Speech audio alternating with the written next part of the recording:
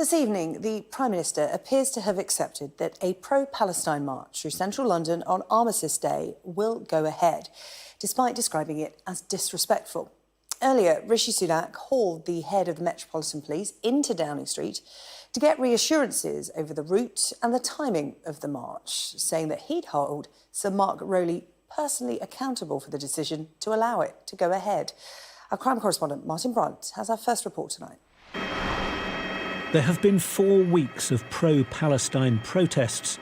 Stop bombing Gaza! Lots of chants and flags, but very little disorder.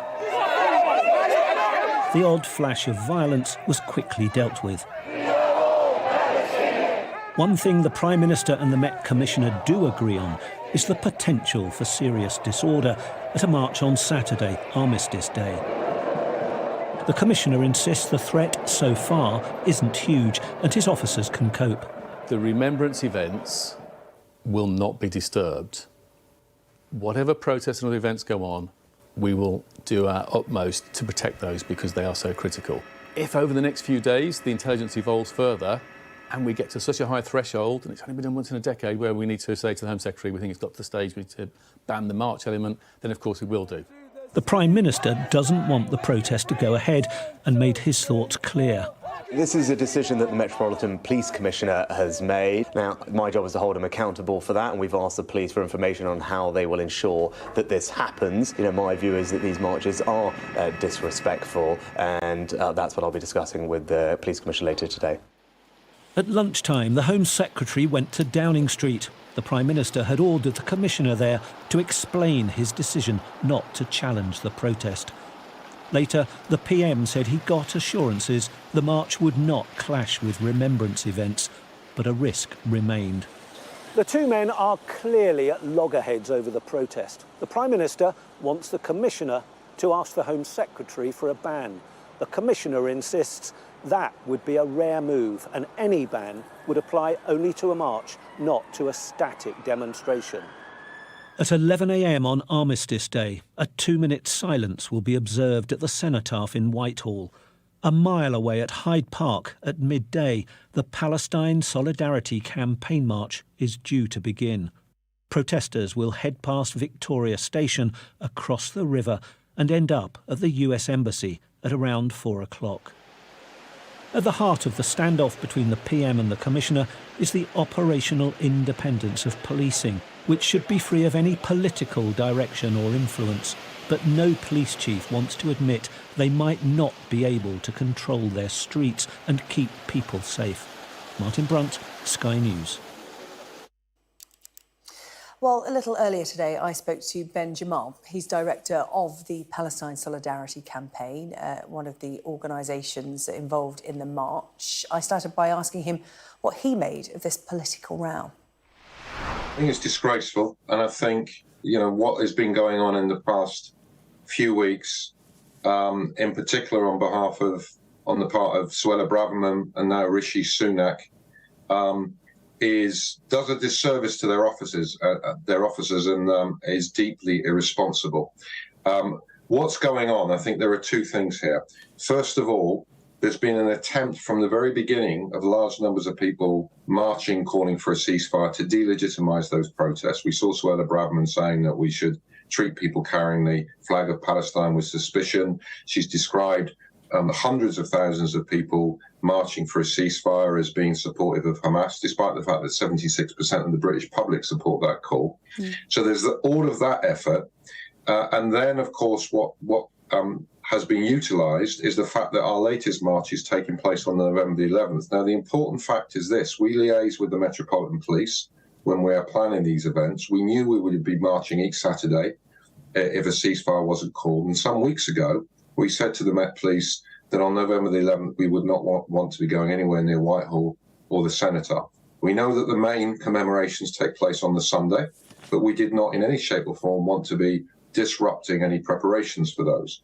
Now, it's inconceivable that Rishi Sunak and Suella Braverman do not speak to the Met Police, so they were fully aware of that.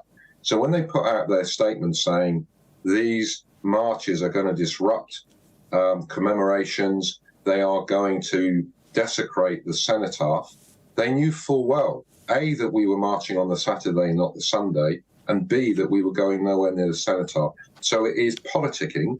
It is designed to actually defame and delegitimise those marching. And what we've now seen in the past week is them trying to put extraordinary pressure on the police to get the police to say to them, well, OK, we agree these marches should be called off. Now, up to this point, the police have been resisting that pressure, which is their responsibility to do so. And they have a responsibility to uphold the law and to make sure that the fundamental democratic right to protest, to march, to assemble is respected. This is a really seminal moment, I think, for democratic politics in this country. Well, the head of the Met Police has been very clear that there is no intelligence to suggest that they need to move to ban the march on Saturday. Yeah. You know, they collect intelligence all the time. They will do in the lead up to Saturday. Intelligence may change.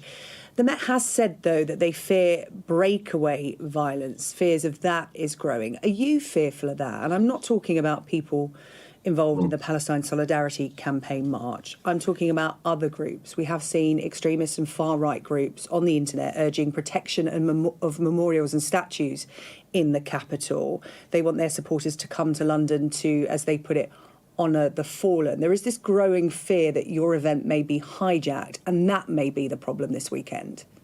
Well, yeah, I mean, and I think I have to say this is another reason why I'm describing Suella Braverman's marks as deeply irresponsible, because already, because of the discourse about this remarks, amongst those who are trying to delegitimise us and delegitimise calls for a ceasefire are far-right groups who have described these marches as undertaken by barbarians, as undertaken by people who don't belong in Britain, all of that type of foul rhetoric that we've seen so many times before.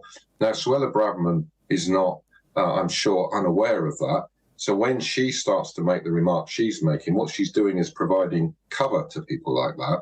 Now, I think we know exactly what's going on here, because actually there is an attempt, I think, to encourage far-right activists to say that they're going to mobilise and then use that as an excuse to say, well, these marches can't take place because there may be trouble caused by far-right activists. That's an extraordinary thing.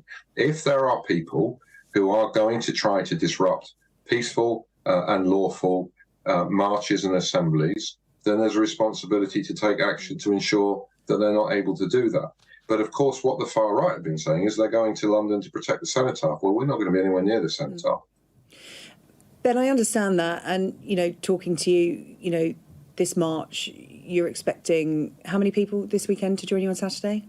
Well, I think we will have hundreds of thousands, but I think also we may now be joined by people who are seeing what's happened, may not have been motivated to march even if they sympathise with the cause, but now see this as a fundamental issue of democratic freedoms and want to assert the right to protest. And there's something else I would say. Part of this sort of narrative that's been created, this false narrative, is that it has always been seen as disrespectful to hold a political protest on the Saturday before Remembrance Sunday. Well, that's news to me. People will recall last year there was a protest by COP27 against climate injustice. The year before that, there were large protests defending the rights of the Uyghur people being oppressed by the Chinese state. But most significantly, perhaps, in 2018, the 100th anniversary of the Armistice, there was a very large pro-Brexit march in Trafalgar Square, very close to the cenotaph on the Saturday before Remembrance Sunday. I don't recall government ministers saying those marches or those demonstrations should not take place because it would be disrespectful to be holding political protests on the day before Remembrance Sunday. So this is an entirely manufactured and irresponsible row created by a Prime Minister and a Home Secretary, one of whom's motivations is to try to suppress growing public calls for a ceasefire to stop the indiscriminate killing of thousands of Palestinians, 10,000 Palestinians, including over 4,000 children, now killed by Israeli forces. You know, we've talked about the political rhetoric around this march on Saturday and the timing of it on Armistice Day. It has been suggested by people it's not appropriate. You've answered that. But for some people, they will look at this in the wider issue and go, actually, you know, on a weekend where we're honouring the fallen from all conflicts.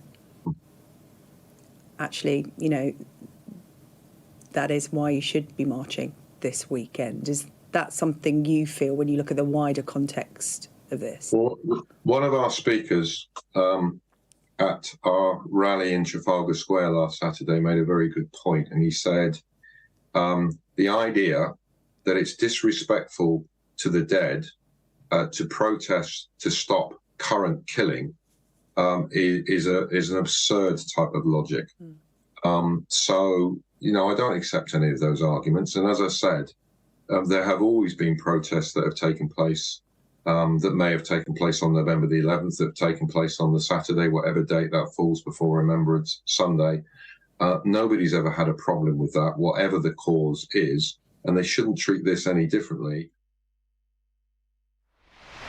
Let's bring in our correspondent Jamal Freeman-Powell, who's at New Scotland Yard for us tonight. And Jamal, for the head of the Metropolitan Police, Sir Mark Rowley, this decision is simple. It is intelligence-led.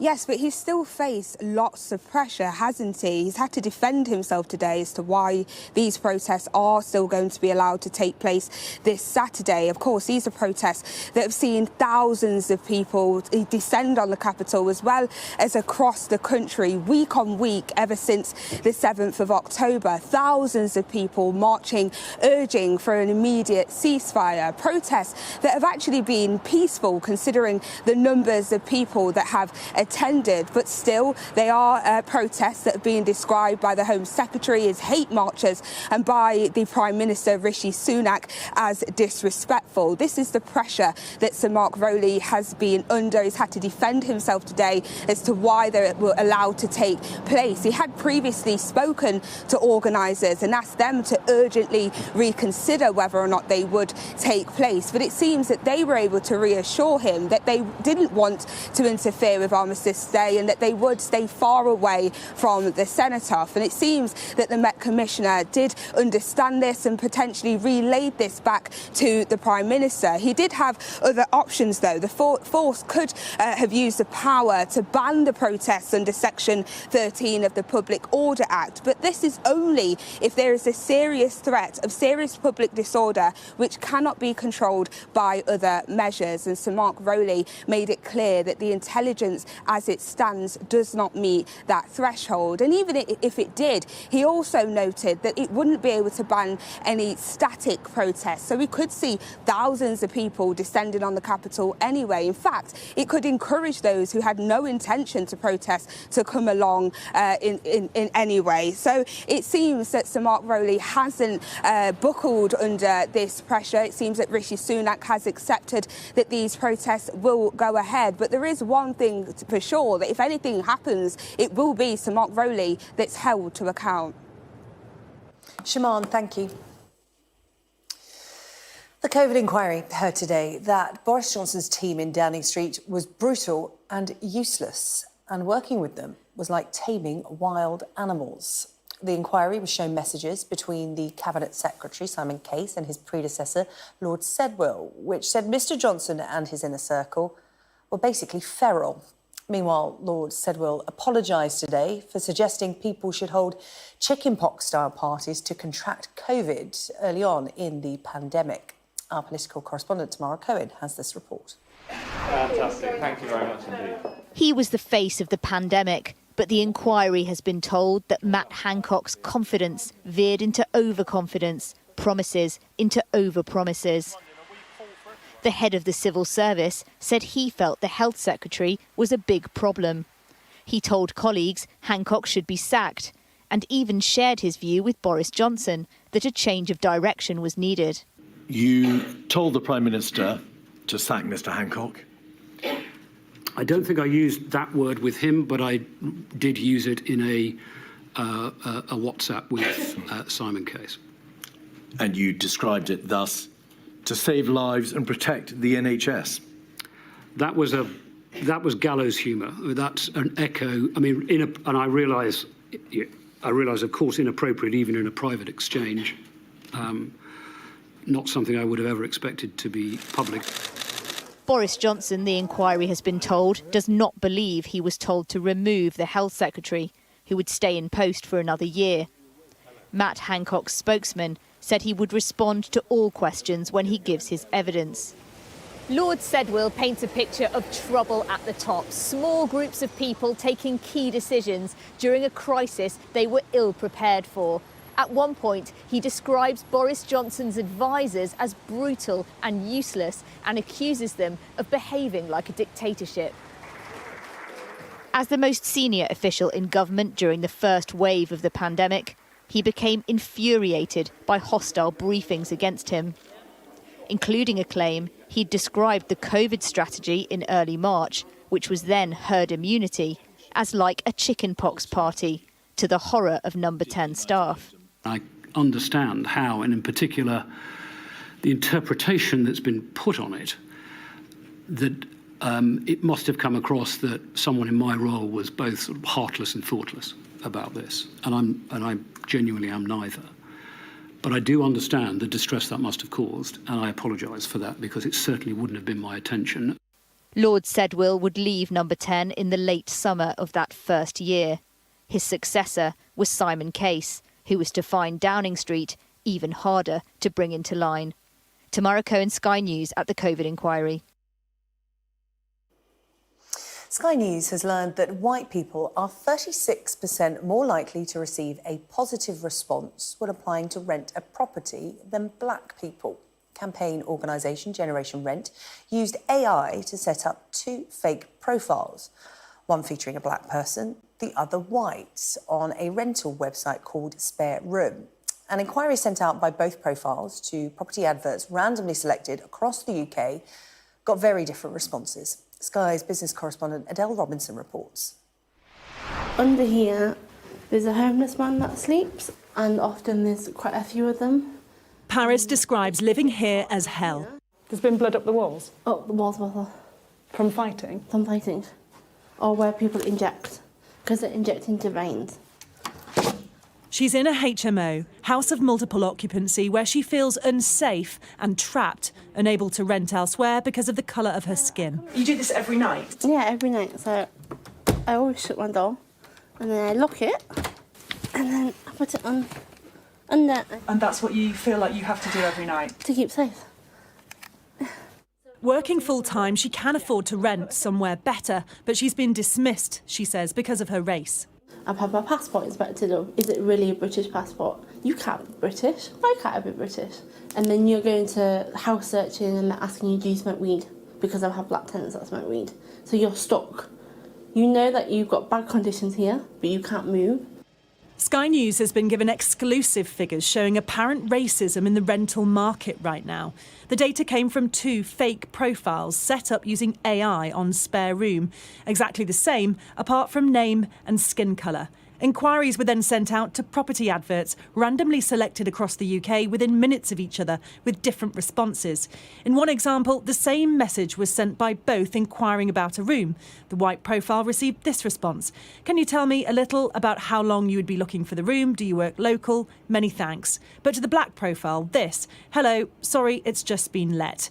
Analysis of more than 210 adverts found the white-facing profile was 36% more likely to receive a positive response than the black-facing profile. The white profile also 17% more likely than the black to receive any response at all. Are you based here in Birmingham? Yes. And the other one, the white-facing profile? Would you like to come for a viewing? Interesting. Mm-hmm. Tilly helped carry out the research and describes a knock-on effect. I've been forced back into the sort of Wild West hostile marketplace, where they may or may not be able to find a property. So people become very sort of placid and they feel they have to put up with poor quality housing, with poor standards, with mould-ridden properties, with disrepair. Spare Room said they look into every report. If racial discriminations happened, they remove the user permanently. But racism in renting isn't new. What's different is that pressure on the system's increased. Record high rents, no sign of that dropping, fewer properties to let, and also the chasm between the demand and supply in social housing. All of that together, alongside poor economic conditions, is seemingly exacerbating inequalities in housing, particularly racial. You described this as hell. The situation is hell, yes. As rental struggles worsen, inequalities deepen, more are dragged into a downward spiral, limiting housing and therefore life choices. Well, Adele's here with me now. Adele, a really interesting and disturbing report, actually. People being turned down for properties based on their skin colour. This is evidently a problem across the UK, but this is a problem that actually gets worse at different times of the year, at different periods. Why? Yeah, that's right. It basically seems to be worse around how intense the competition is for rental properties, which makes logical sense if you're looking at a perverse logic. So, for example, it'll be late summer, early September when there are thousands of students all looking for somewhere to live across the country. And so what you get is more competition, which means there's more of a selection process going on. What is difficult to know, though, is how much is conscious or unconscious bias. And remember as well that discrimination's always happened in renting, whether or not it's race or gender or class. But there are factors that create this environment, if you like, that where racism, discrimination is more likely, and it's important that we understand those factors. Yeah. How can this be changed? Because obviously there'll be people watching tonight who will have feel this happen to them, and it's one of those things that you have no evidence that it's happening to you, but you know it is. Here is some evidence for them. How can this be changed? Yeah, and you've hit the nail on the head there, really, because we've been told this anecdotally a lot, and it is hard to prove, just because I've just said there, it's difficult to know what's conscious and what's unconscious bias. But you have to look at the wider picture in housing when you think about this. There is, for example, a UK shortage of affordable housing, and that means that more people are renting. There are higher interest rates, so fewer people are getting mortgages, and they're staying in rentals for longer. And this is a big one. Local councils are taking up more of the private rental space because they're trying to incentivise private landlords so that they can use their properties for temporary and emergency accommodation. And that's because there's a severe lack of social housing. If they had the social housing, they wouldn't need to take those rental properties off the market. And then finally, what you've got is they're seeing more people present themselves as homeless to these local councils. And that's partly, lots of other reasons, but partly because rents are at record highs, so they're being priced out of the rental market. So more pressure on local councils means local councils are taking more private rental properties out of the market. And that, again, it comes back to these factors increasing competition for a smaller and smaller resource. OK, Adele, thank you. Adele Robinson with that report on racism in the rental market. We want to hear your stories about the problems you're having in housing. Get in touch. You can email housing.stories@sky.uk. Still to come on the UK tonight, new hope that the long-running strikes on the railways could soon come to an end. Carol Vorderman leaves her job at BBC Radio Wales because of the BBC's social media guidelines. And chocolate founds in meltdown tonight as Nestlé scraps the Karamak bar.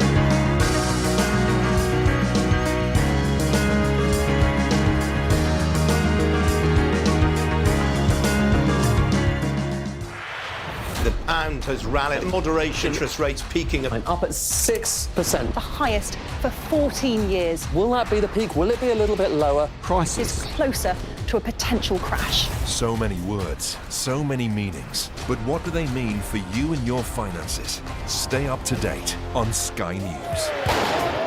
I'm Adam Parsons. I'm Sky's Europe correspondent based here in Brussels. Couples have been pulled up out and are being used as missiles to hurl at these police.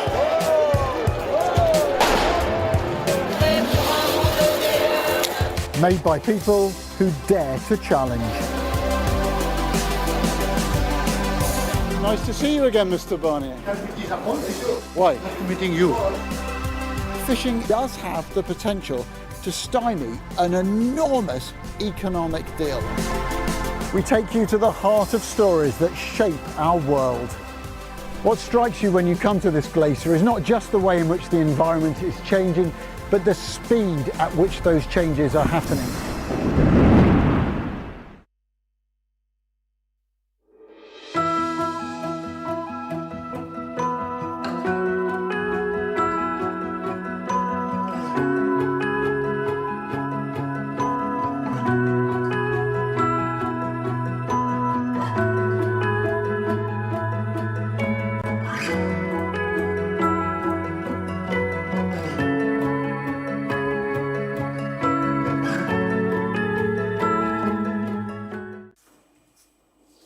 Welcome back. You're watching the UK Tonight. Here's what's coming up. We're going to get an update from Nick Martin on a story we brought you early in the week, the so-called ghost children, the thousands of young people missing from school.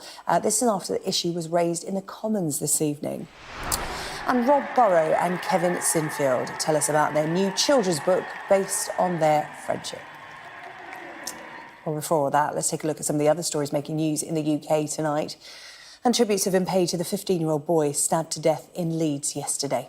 Alfie Lewis was attacked on St Margaret's Avenue in Horsforth yesterday afternoon. The organisers of a fundraising site set up in Alfie's memory described him as a kind, funny, mischievous, brave and generous young boy.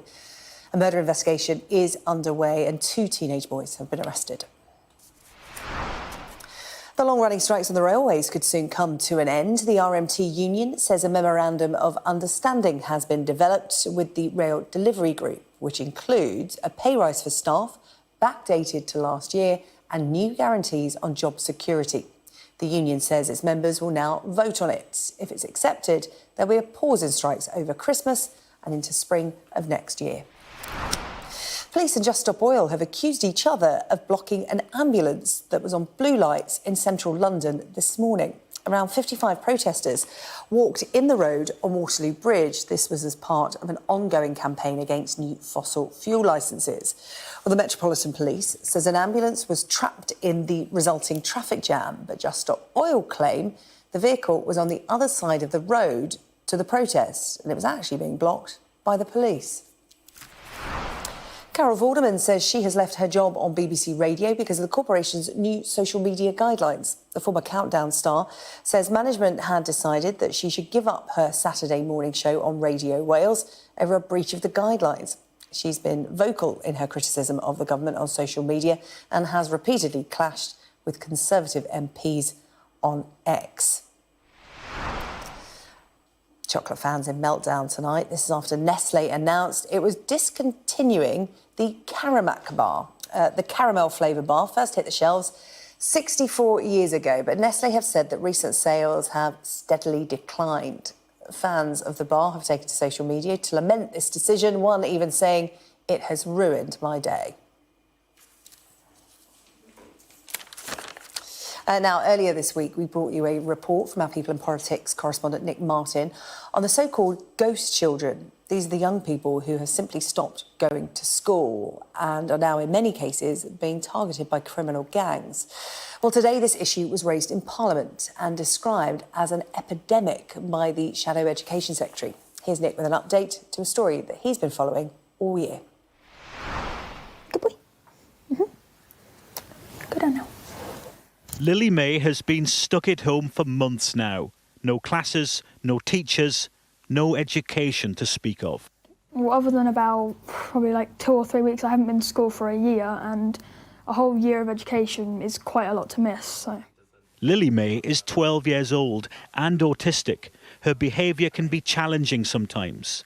And like thousands of children with special educational needs, she's been repeatedly turned down for a school place. Eventually it gets really boring, and it's really annoying because it's like if I don't go back to school soon, eventually like I don't know what I'm going to do because I'm not going to be able to do GCSEs. I'm like, it's going to be harder to get a job. And she is not alone. A staggering 140,000 children are spending more time out of school than in. And 1.5 million are missing too much of their education, a crisis fuelled by the pandemic.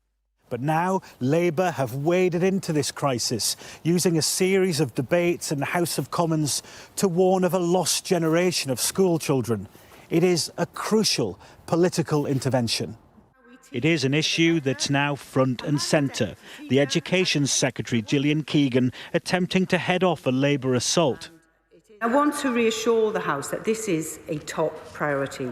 We are making progress through our attendance hubs and mentoring programmes, as well as more specialised support for key cohorts such as those with mental health or special educational needs. In just 1 year, the last year, there are 380,000 fewer children persistently absent. The numbers are dropping slightly, but absence rates are still double what they were before the pandemic. This sorry excuse for a government offers no plan for crumbling buildings, no plan to broaden the narrow, outdated curriculum, no plan for the children missing in classrooms since the pandemic, and no plan for the future. The children missing from school, sometimes called ghost children, have been the subject of a year-long investigation by Sky News. We've been looking at why so many aren't in class and the possible solutions that might get them back. Labour now says this is one of their priorities. I pay tribute to the Children's Commissioner for England, for whom the epidemic of student absence from our schools has rightly been a concern that she has pressed with the government, and to Sky News, who have been relentless in pursuing this issue. Lily May has been to see a new school, but it is nearly an hour from her home. But she has no choice. The alternative is she vanishes from education altogether. Nick Martin, Sky News in Warwickshire. So to come on the UK tonight, I'm going to speak to a mother whose son is in prison for selling laughing gas, as the recreational use of nitrous oxide is officially banned today in the UK.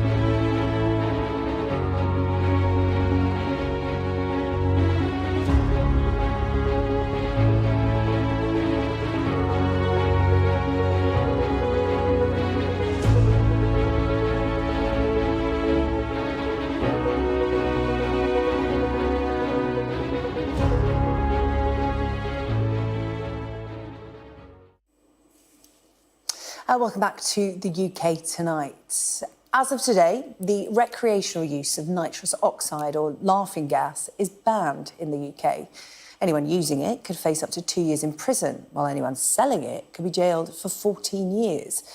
The new law follows 2 government-led reviews that concluded that the substance wasn't dangerous enough to merit a ban. I'm joined tonight by Catherine, whose son was addicted to nitrous oxide and is currently serving time in prison for selling it. Catherine, thank you so much for coming on to speak to us here on the UK Tonight, because some people may look at this and think laughing gas, hippie crack, or the casual names for it.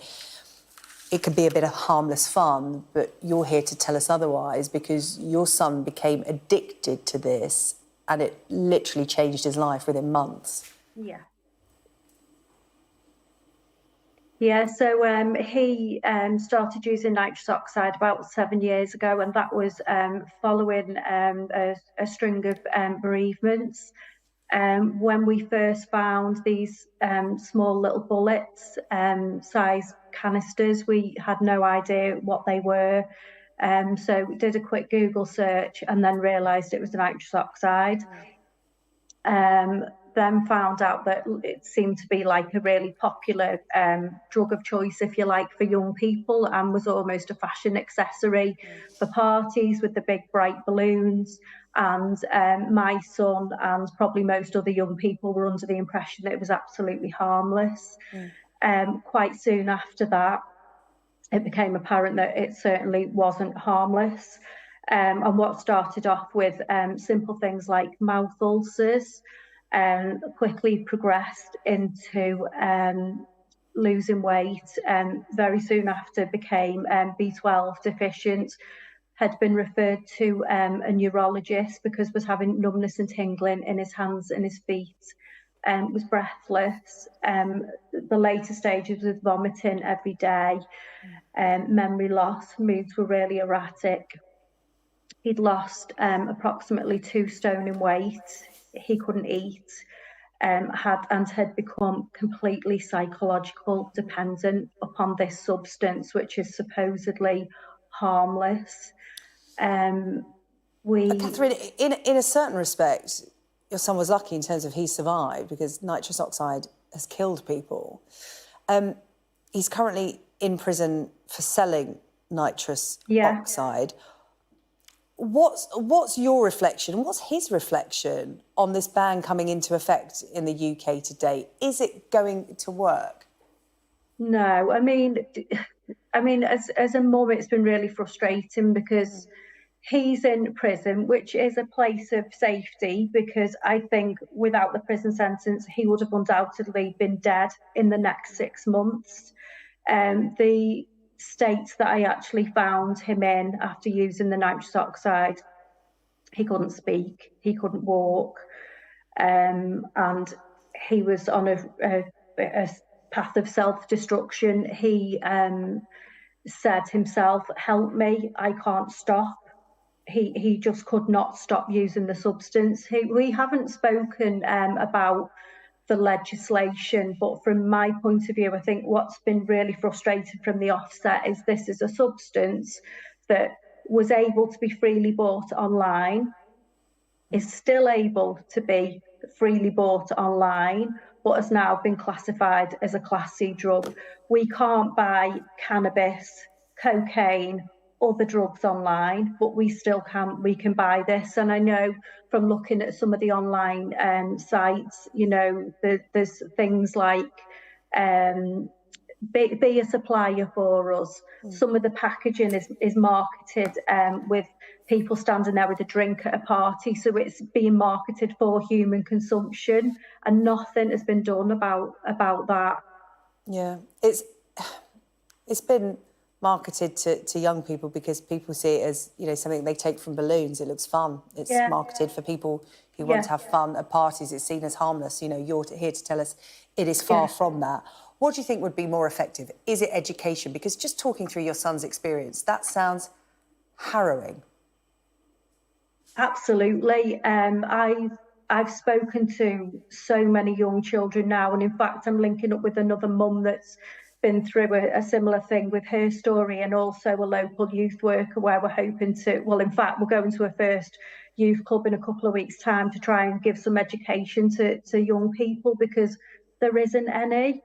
And I actually watched the parliamentary debate about classifying nitrous oxide as a Class C. Multiple MPs actually asked for education. There was an MP who was also a healthcare professional asking for the same thing. All of those asks were completely ignored, and just putting legislation in place is actually doing nothing about trying to deal with, which is actually a young person's epidemic. Well, Catherine, So we really appreciate you talking to us here on the UK Tonight and telling the story of your son, because, as you said, it's highlighting the dangers of this drug. And it is all about education. So we thank you. We wish you well in your work, and your son as well in his recovery. Thank you so much. Thank you. Now, Rob Burrow and his best friend Kevin Sinfield have released a children's book based on their friendship. Former rugby league star Burrow was diagnosed with motor neurone disease back in 2019. England defence coach Sinfield has been by his side ever since, and he's taken on a number of gruelling challenges to raise awareness and raise money for the fight against MND. And Rob Burrow told us today that he hopes this book will teach children, but young boys in particular, that there are many ways to be strong. Our chief North of England correspondent Greg Milam has this report. This is a story about friendship, one that enjoyed the highest of sporting highs and now endures through some of the hardest times of all. Kevin Sinfield's been at Rob Burrow's side throughout his fight with motor neurone disease, the pair raising awareness and millions of pounds, and now sharing the lessons of that friendship. What was the motivation for writing this book? I wanted to do this book with Kevin to highlight the importance of friendship and show that there are many ways to be strong. And I'm hoping the book will appeal to young boys in particular, to show that friendships can be based on love and vulnerability. I used to love reading stories to my 3 young children, and I hope that this book will give them an insight into what true friendship is. Sinfield's one of them, Burrow is another. They are rugby league legends, but as memorable, moments like this. Crossing the line together at the Leeds Marathon this year. When one of your best mates is given the diagnosis Rob got, then you have a choice whether you stand shoulder to shoulder or you don't. And I felt it was really important that, I wanted to help. I think the world of him. And what's become clear is the fight and the spirit that I knew Rob had is shown more than ever.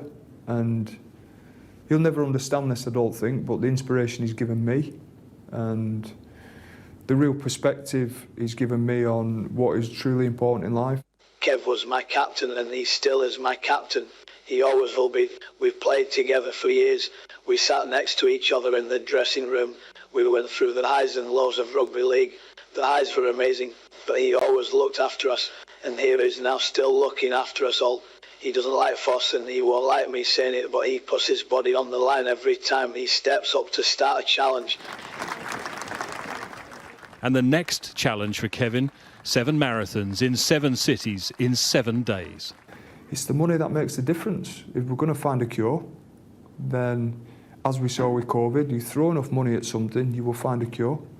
We think there's some really important message in there about looking after each other and caring for each other, and that's the great thing about being a human being.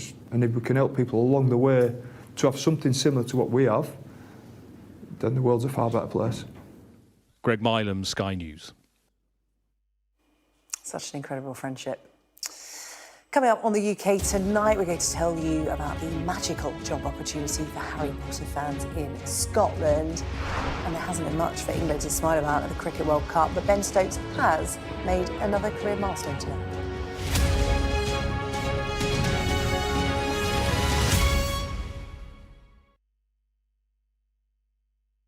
Apparently there's a spike that's recorded at the end of August. Like, it's not huge, but a noticeable spike. Apparently, Deezer was saying last year in their streaming numbers that there's a noticeable spike at the start of August. But then, yeah, literally, once Halloween is out of the way, we now have a 2-month period of 47 days to go until Christmas. There's like 47 listening days to classic Christmas records, it seems, because they just grow and grow and grow right up until Christmas Day. It's on streaming. This is one of my particular favourites.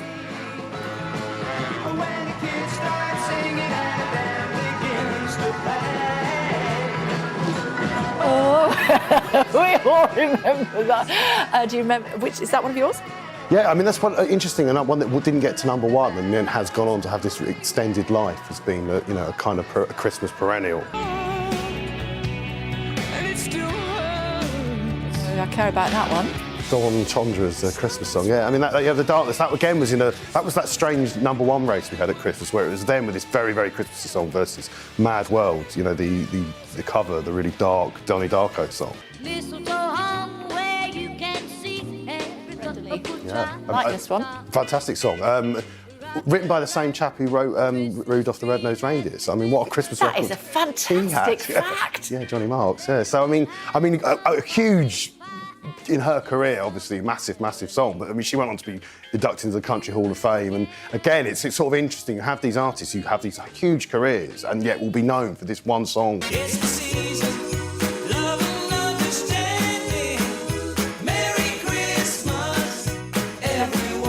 He was a big name in back in his day, Yeah, wasn't he? I saw him play Glastonbury about 5-6 years ago. Did you? Yeah, he was there. Breathe Door was him, wasn't it? That's right, yeah. Apparently this was Prince William's favourite Christmas song.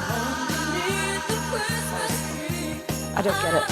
So this makes the point about how Christmas has become it makes a lot of money now for the music industry. In the past, it would be maybe Christmas albums that were brand new or songs played in shops and places like that. Now we're streaming this kind of record. They think that the global royalties is over $60 million for this in its lifetime, and it makes it like $500,000 every year because people now stream these songs. Yeah. And so whereas this catalogue would sit there and Christmas music would only be once a year, now you've got this whole period of just making money, and it is because of the streams. People are already talking it up as a potential number one. Coming up, we're going to tell you all about the dream job for fans of Harry Potter that's just opened up in Scotland. Details of that on the way. But first, Teddy is here with the sport and some good news from the cricket. Tell us more, please. Yeah, good news for the cricket. England aren't going to win the World Cup, aren't going to defend their title. They did have an emphatic victory in the end by 160 runs today against the Netherlands, thanks in no small part to Ben Stokes, who's had a difficult time himself, of course, came into this with a long-standing knee problem, came out of international retirement for the one-day team and said that he's just going to bat rather than do the all-rounder and the bowling. And he hasn't been out of form, but he got a big century today to give England a victory by 160 runs against the Netherlands, who are bottom of the Cricket World Cup table. But it gives them a boost. It's 2 wins, 6 losses so far. It's take it. And also there's a bit of a subtext here because the next big one-day competition is in 2025 in Pakistan, and this gives England a better shout of qualifying for that tournament. So although it's been a very difficult World Cup in India, it could be better coming up. But for the England cricket team, Ben Stokes in good form again. This Sky News Sports Bulletin is brought to you by Vitality. Getting more people more active. Live life with Vitality.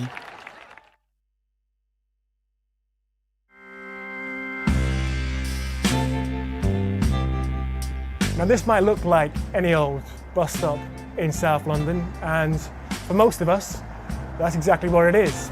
But for Isaac Chamberlain, this represents something much bigger, because this is the place where he decided to change his life forever. Some of the stuff that I saw when I was growing up, a bit crazy. Gang violence, stabbings, you see police raids and all of that. If you're grown into it, you don't really, how can I say it? You don't really think it's anything crazy, do you know what I mean? At what stage did your eyes become open to this as something that you actually might be involved in? No, you don't really look at it like that. It's kind of like you're just having fun with your friends that you're growing up with. You start off obviously playing football together and then everyone's together and then, you know, one person starts doing something and then everyone joins in and then it's kind of like a clique of friends, then it turns into a gang and it kind of goes that way. If you're from a certain area, everyone kind of knows everyone. Do you know what I mean? Everyone's familiar with everyone and they're like, hey, yo, little man, come over here, da, da, da, da. How you doing? You right? Whatever, and you see them with their chains and their money and stuff and you're thinking, bro, I want to be like him. Is that the appeal? Of course. Like, they have the money, have all the girls and all of that, and you're like, bro, I want to be like them. They're the top guy. So what were you doing? Sell drugs or give this package to this person and come back with whatever they give you, don't really look in the bag. But then obviously you start carrying knives, then you start, you know, holding things for people and all of that. And yeah, man, you just don't know how it could go. The rabbit hole gets real deep, man. Was there a moment where you thought, this isn't something I want to do anymore? Yeah, in one moment, obviously, it was near Knightsfield Estate. Take us back to that day. What were you doing? Obviously, picked up some Class A drugs. It was on the bus. I think it was I don't know, 133 or 333. Maybe stopped on this exact bus stop. And then obviously we're coming out, we're thinking, yeah, job's done, whatever. This Sky News Sports Bulletin is brought to you by Vitality. Right, let's take a quick look at the weather picture. Warm memories wherever you go. The weather, sponsored by Qatar Airways. We're going to be back to sunshine and showers tomorrow and drier into the weekend, but there is more rain on the way on Sunday. Before then, though, southern and eastern Britain, Northern Ireland and the east of Ireland looking mostly fine tonight. There will be some blustery showers elsewhere, possibly severe gales near northwestern coasts. Showers will develop more widely overnight, some heavy and thundery. North-east Scotland, though, along with the north of Ireland and the east of Ireland, should stay mainly dry. It's going to be chilly and windy, especially in the west. But the gales over northwest Scotland will ease. Sunny spells, further showers tomorrow morning with thundery downpours likely. Many eastern parts, though, will be dry. It's going to be colder than it has been recently and windy in the south. The weather, sponsored by Qatar Airways. Now, we like to leave you with something weird and wonderful from around the UK at the end of the show. Tonight, we have got something a little bit magical, a bit of wizardry for you. New drivers are being sought for one of the world's most scenic railways. The route, familiar to anyone who's a fan of a certain boy wizard, it's the West Highland Line, which connects Glasgow with Barn, Fort William and Mallaig. Well, it's just been voted the top rail journey in the world, thanks to sites like the Glenfinnan Viaduct, which, of course, featured heavily in the Harry Potter films. How else would you get to Hogwarts? Well, I'm joined from air by David Simpson. He is Service Delivery Director for ScotRail and can tell us about the vacancy. So this looks like a wonderful opportunity for anyone who likes trains and incredible scenery. Talk to me about what the role involves. This gives Harry Potter fans a front row seat on one of the most iconic routes in the world, voted regularly the best scenic route in the world. And so this is a chance to join ScotRail and train to be a driver on this route. We're recruiting for train drivers across ScotRail, and many of those roles involve working on our most scenic routes. But this one really is the top of the heap. It's absolutely iconic to drive over. The training that we give is extensive because it's a skillful role. It means driving in all weathers over these routes, which can present some very challenging weather conditions. But it really does give you a great chance to see these routes at their best throughout the year. So you're looking to recruit drivers across Scotland, but for this particular route, is this entry-level stuff? You talk about the route, I mean, it is scenic, but it's challenging as well. Can anyone apply for this job, or do you have to have experience?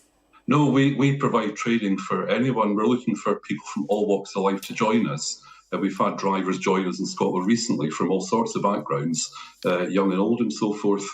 We give a full training package. It can take up to 18 months to train a driver, given the knowledge required, given the skill involved, given the technical aspect of it. But no, we absolutely welcome applications from anyone for these roles. There is a rigorous assessment process before you get to training. Once you're in, we give you an absolutely full training that covers both the technical side of it and out on the line itself, learning how to drive the route in all weathers. As you said, it's a front row seat for, you know, not just Harry Potter fans, but anyone who enjoys gorgeous scenes like we were just seeing there on our screen.